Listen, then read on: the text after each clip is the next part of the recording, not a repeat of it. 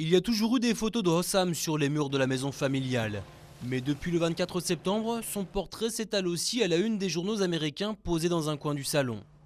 Ce jour-là, Hossam, citoyen jordanien de 19 ans, était arrêté par le FBI pour avoir voulu détruire un gratte-ciel de Dallas à l'aide d'une voiture piégée. Je confirme et je suis sûr que mon fils est innocent à 100% parce que dans notre famille, nous avons élevé nos enfants dans le droit chemin et nous n'avons jamais exprimé la moindre sympathie pour le terrorisme. Nous n'avons jamais eu de relation avec le terrorisme, ni moi, ni mes fils, personne dans la famille. Selon les rapports du FBI, Hossam était un adepte des sites islamistes sur lesquels il avait fait part à plusieurs reprises de ses sympathies pour Al-Qaïda. Un portrait de lui que réfute son père, Hussein Smadi rappelle que son fils a été scolarisé toute son enfance dans une école chrétienne.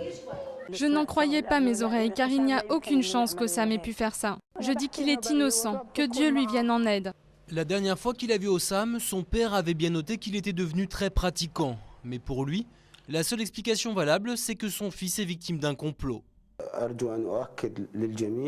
J'espère pouvoir prouver bientôt à tout le monde que mon fils a été piégé et sali dans cette affaire qui a été montée par des agents du FBI. Tous ses proches l'affirment, le jeune homme ne s'était jamais remis de la mort de sa mère. Les journaux qui se sont penchés sur la personnalité d'Hossam ont dressé le portrait d'un jeune homme sans repère qui se serait radicalisé tout seul.